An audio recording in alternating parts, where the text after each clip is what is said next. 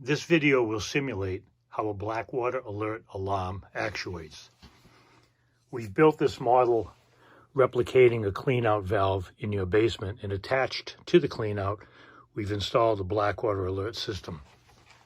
We will apply water, clean water, to the top of the standpipe to a position that occurs above the Blackwater Alert.